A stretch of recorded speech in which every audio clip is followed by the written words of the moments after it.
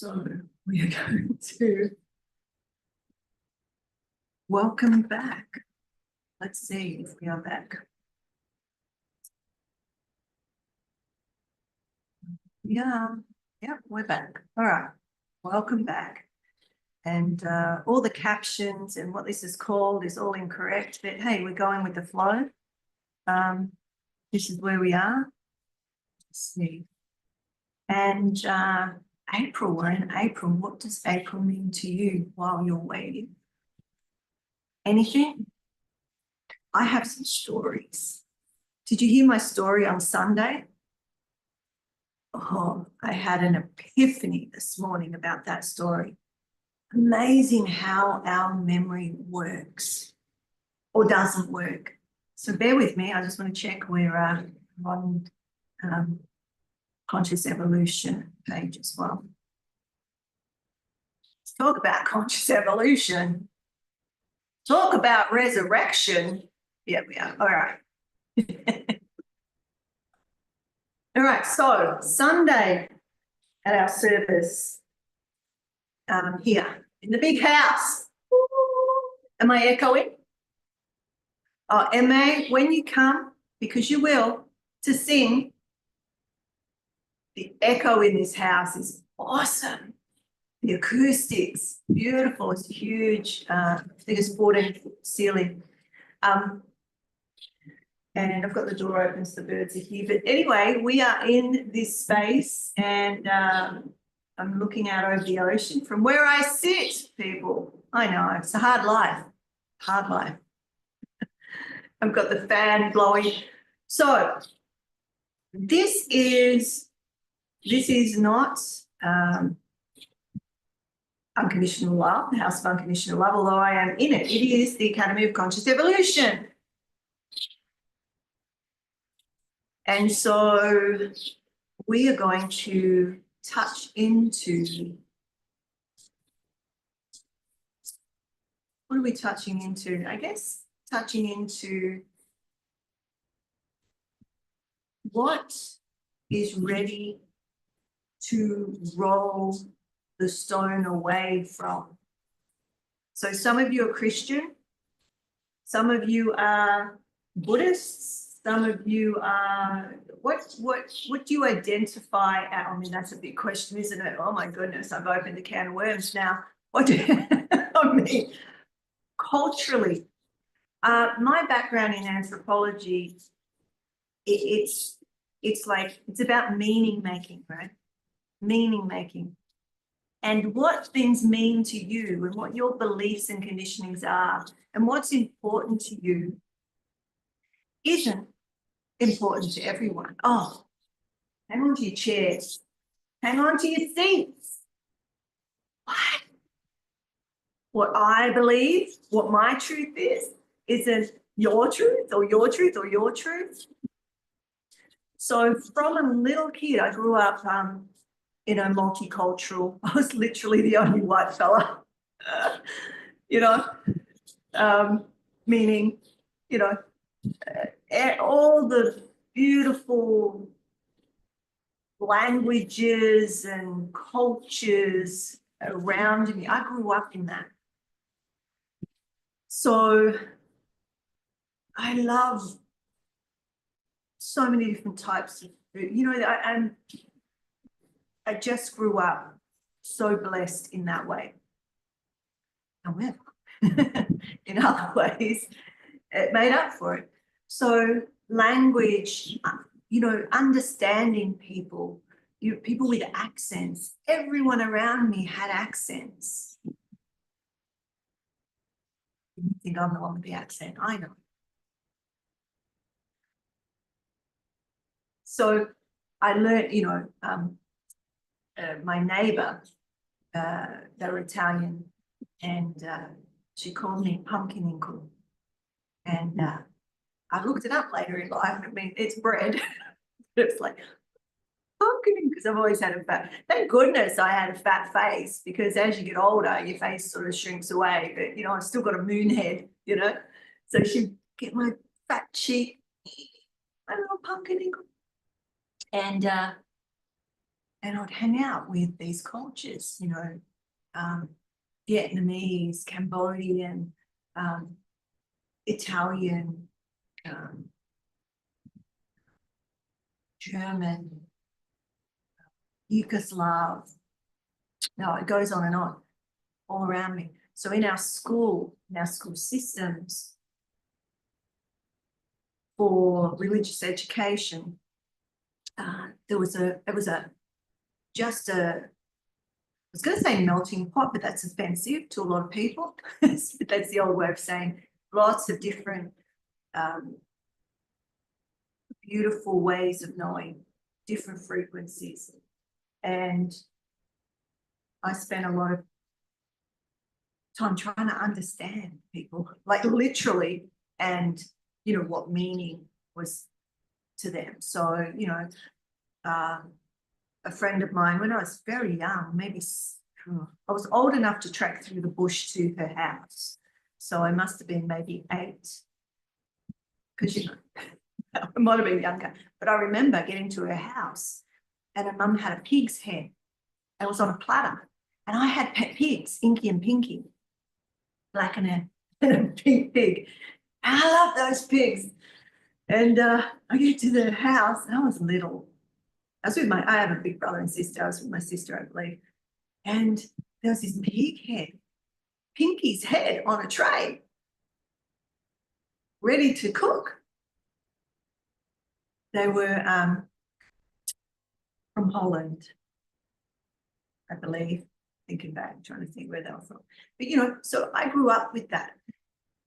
Very lucky, traumatizing in some ways, but I learned, I learned what people ate. I learned their traditions. I learned why they did certain things and why we didn't, I'm very young. So all that to say, because I'm in my storytelling mode. All that to say, when I woke up this morning, and I did want to teach you about, stress hormones and whatnot. I'm not feeling it, so I'm not. Because it's April. What does April mean to you? So when I started to put together something that was meaningful for me, right? And looking at, well, how is that going to be meaningful to you? Where are you from? What's your history? What meaning is important to you? How do you make meaning in your world? So, of course, I had to do everything cross-culturally. And obviously I can't, well, I could if I had more time. I could spend, I could write a whole thesis on, what this time means to all the cultures of the world. Yeah. So rather than me tell you, what does it mean to you? What does it mean to you? What does today mean to you? What is it? Is it the 8th? Can't even see it. Let me see. Is it the 8th of April? Yeah, it's the 8th of April. Right? So for Christians, I could say, majority of you watching this, maybe I'm going to go out on a limb, right? Go out on a limb and say you may be Christian or Christian influenced if you're in a Western world. So some may be brought up, or their parents or grandparents were Catholic, or some aspect. Do you know how many types of Christianity there are? I have an image. It's on my phone. That you could Google it. Like, I don't know if there's thousands, but there's hundreds pushing into the thousands. Which one's correct?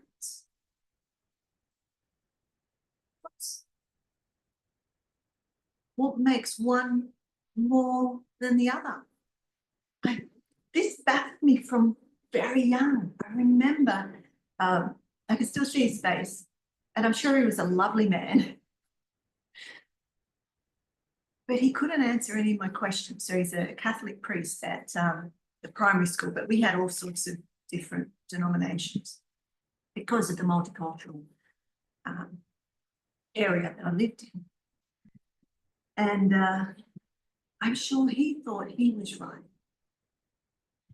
And what came through was right.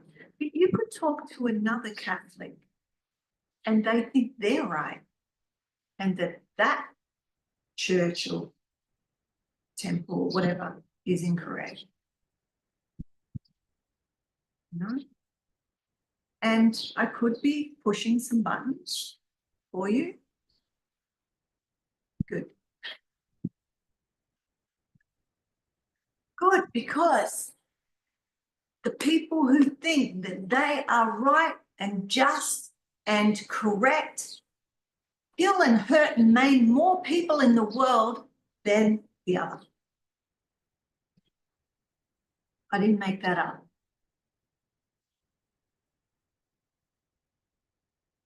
People out in the streets, don't shoot the messenger. I'm not talking about, if you're, I am not American. Yes, at the moment, I'm on your soil and I am grateful for that. So if you're hearing this from America, you think I'm talking about what? This is meaning making. Someone says something and you look at your little circle and go, oh, she's talking about that. No, I'm not. I'm not. I'm talking about when we get our, I can't use any of my Australian sayings. They're all like, oops. Our bee in a tibby, right? I don't know, I made that up. Right, when we get a little angst, like that's not right, that's not correct, that's not true, that's not just. I've done law, I've done civil law and military law, I've done family law. I know the law. I know that it's what a just man, right? When you take something, what does the just man see? Right? Well, it depends where they're from. Country. What's right, wrong, from where you're looking at. So as an anthropologist, going to other countries and being the participant observer, not bringing, well, it's very hard. If you say you're not bringing your own stuff with you, you're a liar, just for one. And so this is why it's important to know where you stand, what you believe and where it comes from. Where you go to some other place, not bringing how you are as the be all and end all. Right? Oh, they're barbaric because they eat pig head or fish eyes or goat brain when I was in Egypt.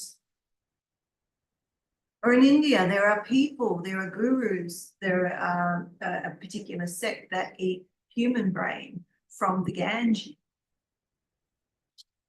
So people are cremated on the Great River, the Mother, and there are people downstream who go to find, you know, I won't go into graphic detail, but however you feel about that is how you feel about that, but that doesn't make it true. You understand? Or get a sense where I'm going? Well, I'm glad you do. So, you know, this way of viewing the world, I guess, isn't easy because it's like checking yourself. You got to check yourself constantly. Even minor things. So, you know, as a social worker and a therapist, I worked with a lot of Indigenous cultures, Australia and Africa, mainly. And in Western cultures, like white, Anglo, whatever however you want to describe that. If you don't look somebody in the eye, it's offensive. You're devious. You're not to be trusted. But in many other cultures, it's the opposite. It's the opposite. And there's an experiment that links to attachment and attunement of infants done by, not Bowlby, he's one of my teachers too, Tronick. It was Ed Tronick.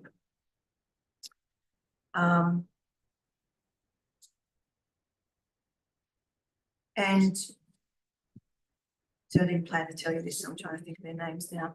And there was another, so the still face experiment where when a mother or a caregiver does a still face in front of a child, they go into distress and they have certain behaviors. You can Google it, the still face experiment. It's confronting in some ways, but so I'm not going to go into that because I want to tell you this piece. But the game peekaboo, do you know peekaboo? Or how do you know it in your culture? Just show me those that I can see. Give me an idea of like, yeah, okay, right? So if you're from another culture, would they play peekaboo? And what cultures would and wouldn't? So anthropology is through all of these ways of knowing in an awesome way and a not awesome way. There's a very disturbing history in anthropology too, right? Way back. Anyway, because times have changed. However, this anthropologist, he went to all of these different places and looked at how we parent and how Western countries and cultures parent and how others, Africa, I mean, that's huge. Africa's huge, right? So the African nations, whatnot. And the difference is that there's no need for them to play peekaboo. Peekaboo is not something. So the eye contact, it's like, peekaboo, I see you, right? These sorts of things. In cultures where they're living with their extended families, and so the first people in Australia and nations and in Africa, some places of Africa. And see, I'm putting it all together, but there was like, what was it, 600 language groups in Australia. I might be wrong now. It might be 700, but from memory, 600. The different, there's so much different language groups just in Australia. Imagine what there was here and is, and other parts of, it's just mind-boggling, really. So in certain cultures, there's more than one mum. And there's the birthing mum. But when we started to look at different family groups and genealogies, and my job was to map all of that, map everything. And if you didn't understand and talk to the people and try and understand their meaning, then there's no way you could understand what was going on with the children. And you would judge it through the eyes of your upbringing. Right? So the many women in that family group were mum, right? Or mother, little mother. There was different names for mother, right? So the child was going and getting bonded with numerous people in that family. So we would do it, but really it'd probably be maybe an auntie and a grandma if you're lucky. Okay. So we had that eye contact, that is my attachment figure. But in other cultures, they don't necessarily have it that way. And how they attach and attune in that skin-to-skin contact and the swaddling and all of that is all interesting. Anyway, I'm going off on a tangent. I'm not sure if this is interesting to you, but getting back to my point of how we see what others are doing and how we judge it and how we bring meaning to it. The meaning to it comes from your beliefs and conditioning patterns, and those beliefs and conditioning patterns are your fears. So if somebody's doing something slightly different, you feel it and you want to change it.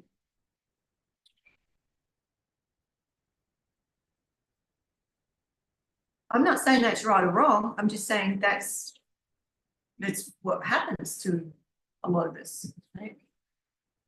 We rarely stop and say, oh, what's the meaning behind that? How are they making meaning of something that's going to be life-giving out of that? Or are they, you know, consciously playing out something that's life-taking? And all of it may have come from that survival needs, right? Mm-hmm. So looking at that, I guess, for yourself, because this all came from when I was thinking about, what does April mean? What is this, right? So for many, it's a holy week. For many, this is how my brain works. I wake up, I start thinking about all this stuff. Like, oh yeah, it's a holy week. So, you know, parts of our ancestry may be Christian. And maybe even if you're not Christian, lots of other religions believe in Jesus, right? Not the way that Christians would, but there's still a acknowledgement of his existence, right? So we've got Holy Week this week, right? For Christians, it's the most sacred period in Christian calendar. The significance of or a deep contemplative time. So regardless of whether that's for you or not, it's a deep contemplative time. And I would say, you know, what is that for you? Is it coming from coming off the changes in the cycles, the moon calendar, the lunar calendar? So from I'm trying to think of some off the top of my head, but so in March and April, for me, are always, there's a lot going on because we had Holi, which is a Hindu and others, but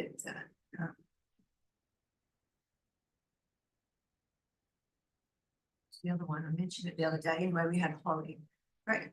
We had Buddha's birthday. We've had, I don't have it written down.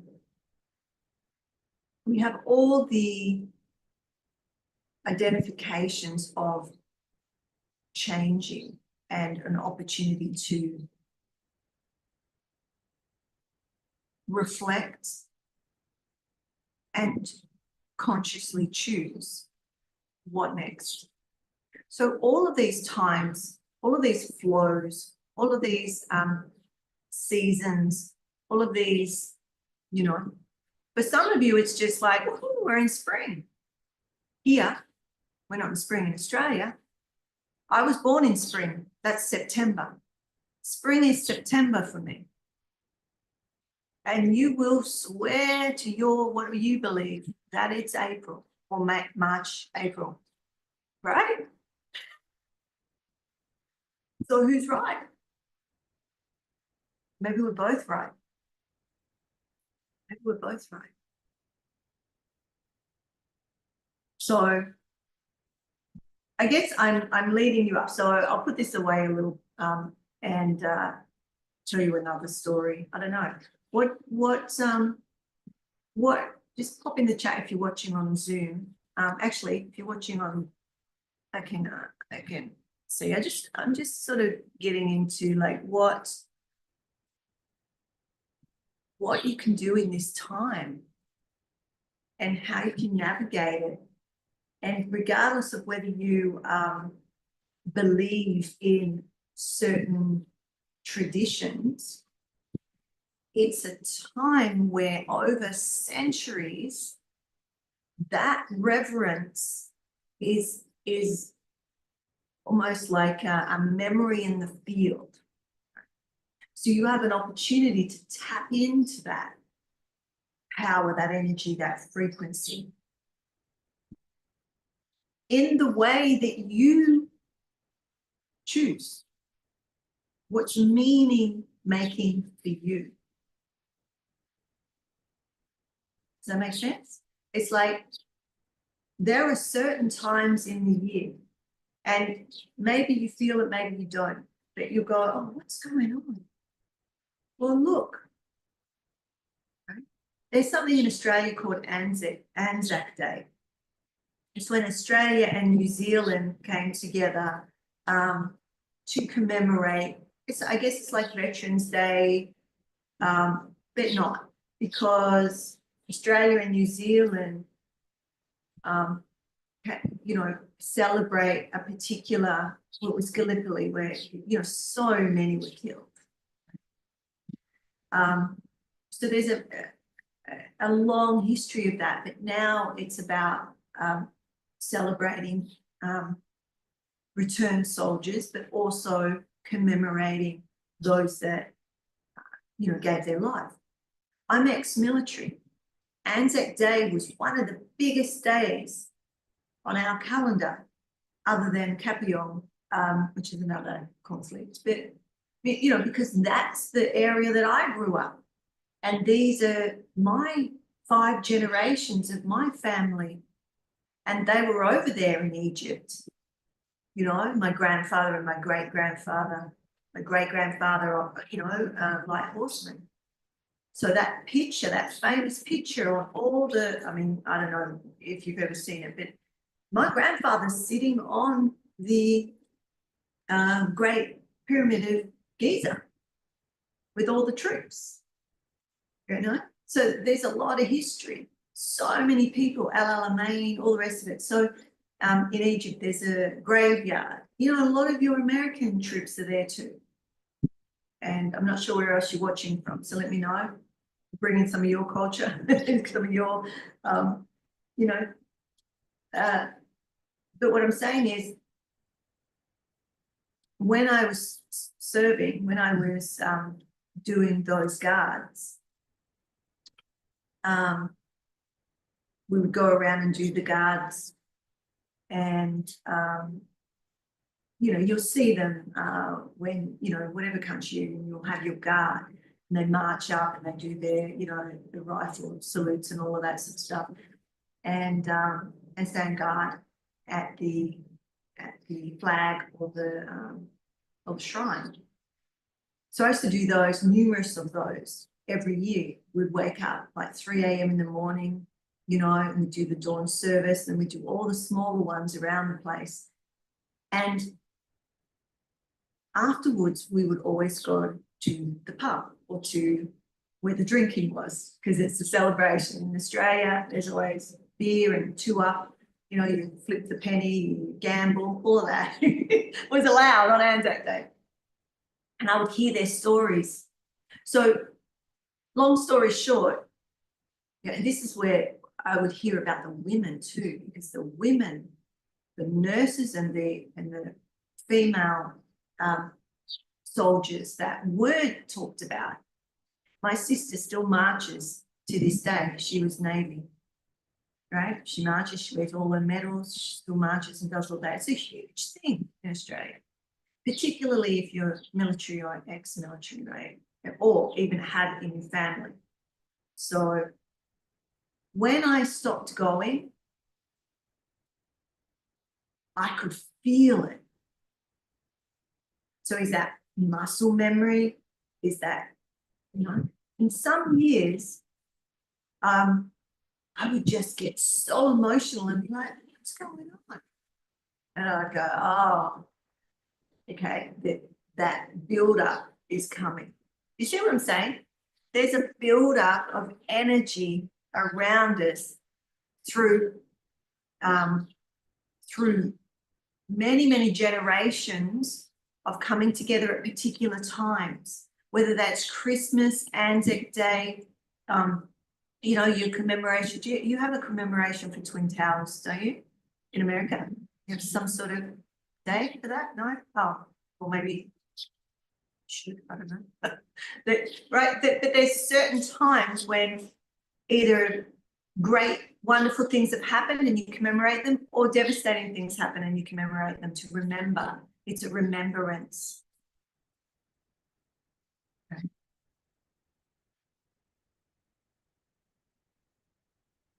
And the going down of the sun, we will remember them, lest we forget, right? It's this prayer, this. So at Easter, on Palm Friday, Palm Sunday, on all the different, on Holi, on, you know, which is Krishna's birthday, right? And, you know, all the light festivals and solstices and all of this. There's energy because people are worshipping in their own way, projecting energy, either their love or their fear of fear or their fear of love. And I tell you, if you can see energy, I was saying to Eric about this wall, because it's such a, you know, white wall that when we stand against it, it's like, you know, if you can see energy, you look for the glow, right? It might be hard for you, but I'm like, whoa, that might be hard for some people, you know, when you're watching, you just start seeing the aura of even the objects. So there's this building up. And whether you acknowledge it or not, like I just said with Anzac Day, whether I'm there or remembering, right? Because there were things that I didn't want to remember. There was a time when I didn't want to remember, and that's when I stopped doing it all, right? Because I didn't want to remember. Not necessarily I didn't want to remember, you know, what was going on, but I was working through my own trauma. So I didn't want to at that time. I needed to do my own healing. And sometimes that was sitting on the, you know, veranda step crying, because I would feel so much emotion coming up. And I wasn't even there. You know, it's in the field. So all of this that's happening is in the field. So whether you believe in, you know, Easter, whether you believe in Esther, whether you believe in, you know, what, there's all the different ways of looking at Savior. Resurrection, revelation, right? I'm going to talk about that. I've got something coming up that I'm putting together that may support you in how is this meaningful in your life, in your everyday life, like what's happening on the ground for you.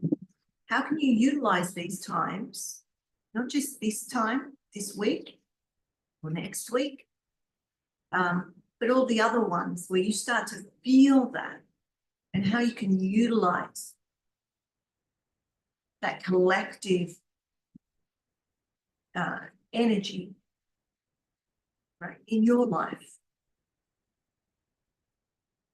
rather than it just being unconsciously, right, you're just feeling into it. And it really does link to the basic teachings of how are you right now? How are you? So Lisa's not here today, but she was saying the other day about tooth pain. Well, I woke up yesterday and I had a tooth pain. I haven't had teeth pain for forever.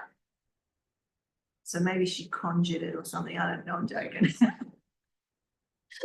Right, but interesting, because I've been telling you about my toe. I had like my toe every now and then, like my weak spot. I feel this toe and I go, oh, my energy, you know, I'm tired. Like, you know, if I'm working, if I've been cleaning this place after work every day, you know, trying to prepare it, that's a huge property, right? So it's like a lot of physical work. Like it's like moving a whole another house, you know, and cleaning. And when I start to get tired, before I would feel it, my toe would feel it. And I'd be like, oh, we're done. We're done. My body is telling me it needs support now. And what would I do? I would go, I'd get my magnet. So if you don't have your magnet, my crystal is actually hanging in the center of the room.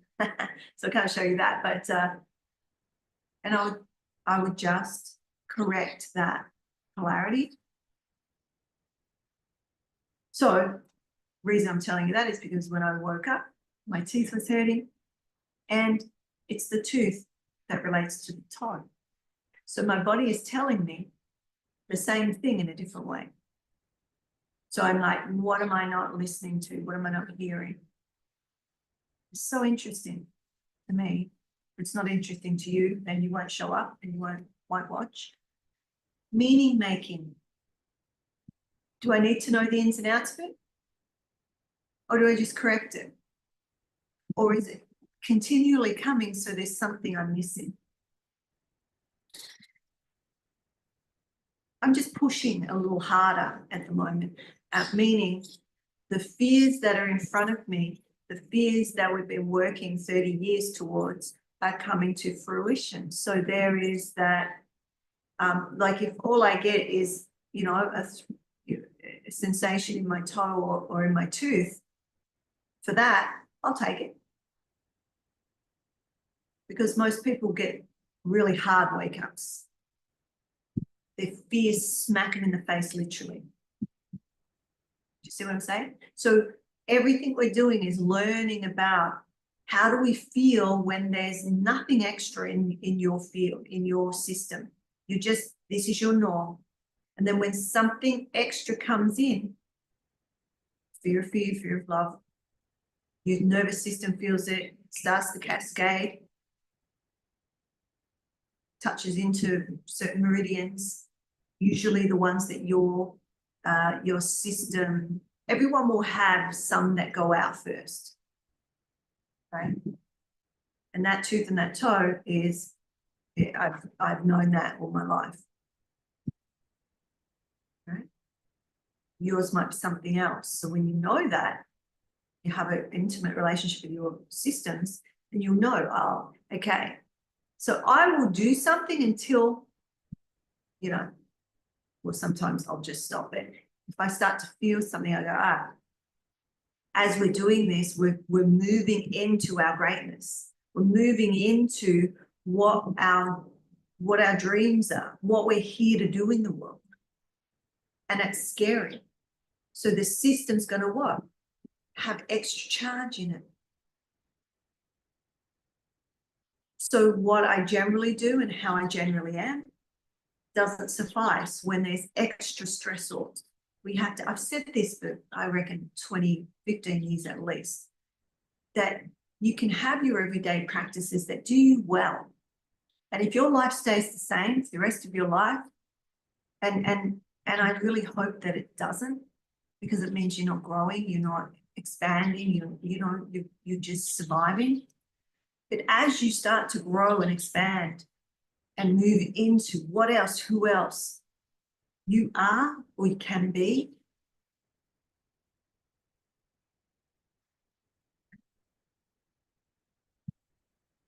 you're nervous, you're expanding.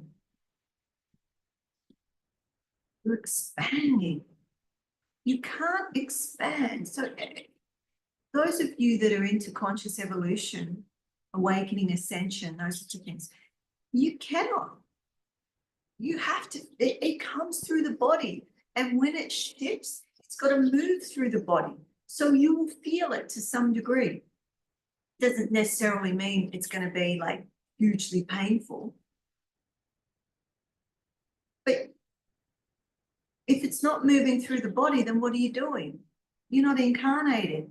And speaking of that, that's what I woke up with, about the story. My first conscious death rebirth when I was in the coma. So that's what I was talking about. And I said to Eric this morning, I was like, oh my goodness, that's why I told that story, because I didn't plan to tell the story. It just came out. And then I was like, oh, maybe I told too much story. And I was like, no, that was what it was. I realize now why I told it, because the next story that I'm going to tell is connected to it. Because that time when I was, what happened when I was 10, but it went into, my birthday's at the sort of end of the year. It was in April. It was Easter. It was Easter. And I woke up and I went, oh my goodness, I died at Easter. I'm not saying I'm savior or anything like that. Just, don't even go there. Right? What I'm saying is why I brought it up on Sunday unconsciously, right? It was just, that's the story that came up. Because what are we going into for most of a majority of the world? Not necessarily Easter, but Revelation, Passover, all of this. So, and I'm not going to, every time I speak, rattle off every other culture, but just know that I'm aware that it's not for everybody. So, what came to mind was the Rabbitohs. We have a football team in Australia called the Rabbitohs. Actually, I think Russell Crowe owns that, or did own that rugby league club. Anyway, they have a big, big rabbit head person in it, And when I was in hospital, when I got put onto the ward, the Rabbitohs rabbit was there handing out Easter eggs. And I went, goodness, that was it. That was Easter. And then I remembered, it's interesting what you forget and what you remember. And I have told that story, like not as this story, but the remembrance of, oh yeah, the Rabbitohs rabbit was handing out Easter eggs, And then when I got home, my brother and sister, because we have the Royal Easter Show, I don't even know if it's still around, but we would save up all year just to go and get some bags, You get the show bags. And they got to go. And I didn't, because I was in hospital. So when I got out of hospital, like ages later, and they had eaten some of it, but it's like your Halloween candy I get, and I remember getting the mash. I loved mash. I'm always interested in military history and all of that sort of stuff. So I had a mash bag, had no lollies in it, but I had my hat and a few other things I can remember. Like, this is when I was 10. This is like more than 40 years ago. More than 40 years ago, these memories, right? But interesting that it came up. Anyway, maybe not be interesting to you, but what's in the field, what is in the field is bringing up my memories of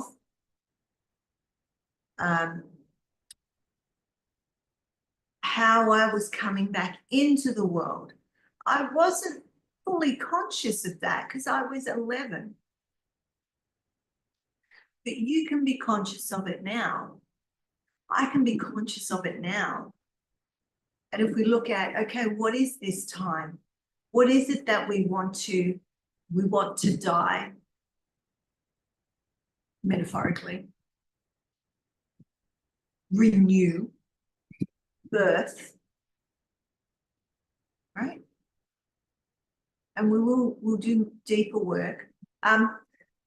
Okay, so I've got to go in a moment because I just got my alert. I put an alert on. I have another appointment. Just I'm aware of that.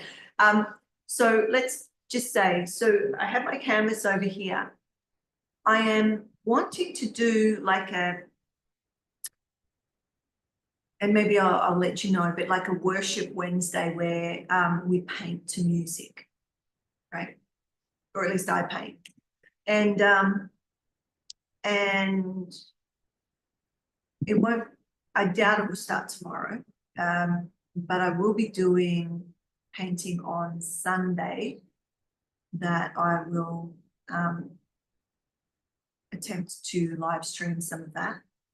And, you know, you could just listen to the music and watch me paint. It will be something, I'm not exactly sure, but I'm feeling it'll be something to do with that time of year, you know, and we'll just see what comes through. I may not finish it, and I may do a speed painting, or I may take a few hours, who knows. But we will be starting, we're going to be starting some new ways of all these words just come into my head. I'm like, which one do I choose? Because it's like, it depends on what you need. New ways to gain some hope if you've lost hope. Ways to feel the mother if you're inclined that way. Ways to connect with the father or the beloved. Ways to awaken and understand conscious evolution. We have a new program coming up that I haven't told anybody.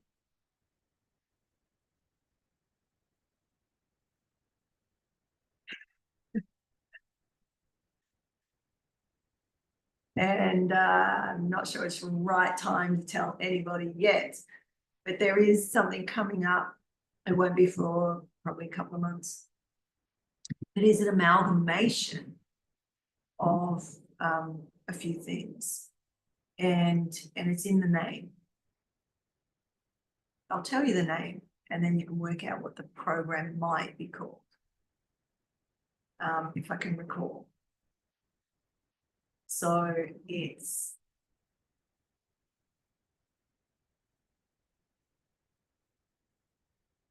no, I'm not going to say. I'm not going to say today.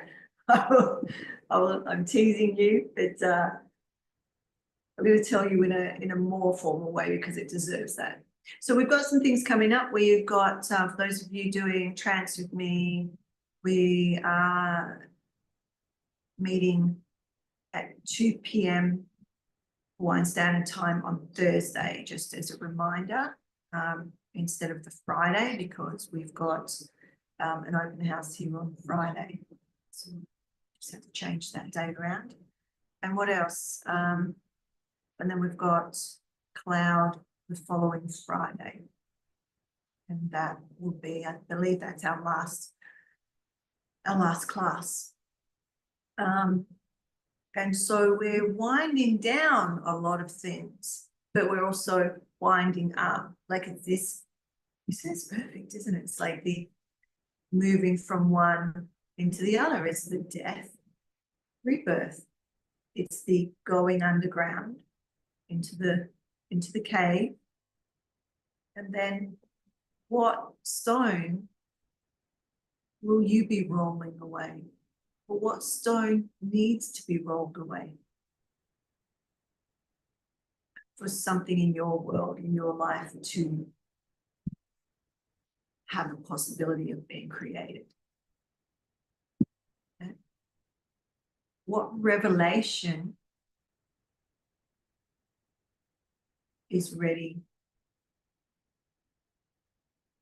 for your life? So again, I tell a lot of story, but all the stories have contemplation for you, your life. Meaning, what's this time for you? How, what are some of your memories? Of course, that memory came up for me. Why? Because there's muscle memory. I had to learn to walk. I had to learn to be in this body again. At when I say walk, not full on walk, but I hadn't walked for months, right? So it's not like I wasn't brain damaged, in that way. But the muscle. So somewhere in my body is remembering that.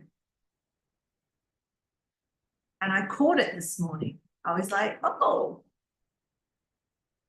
it's Easter. The Rabbitohs bunny gave us Easter eggs. It must have been around Easter. And then all these memories started coming in that, you see, as you get older, it's like your memories start to. So what's the relevance? Right? It's in the field. It's in my body. So, all right. We'll wrap it up, and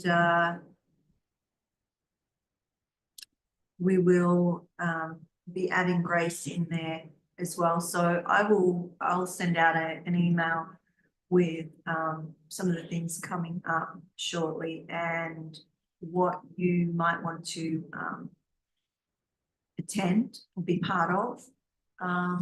What are the free offerings and what are the programs that are coming up in May and June. And some of them will be here live and some of them will be online. So, all right, we'll wrap it up, and till we meet again, may the blessings be there. And yeah, there isn't a service on Sunday as such, but we're doing live streaming here and there, and I'll be painting, so I'll let you know. Or you can see replays, but it'll be the following week where there'll be a lot more things happening. So, okay. We made it through all the technology. May the blessings be.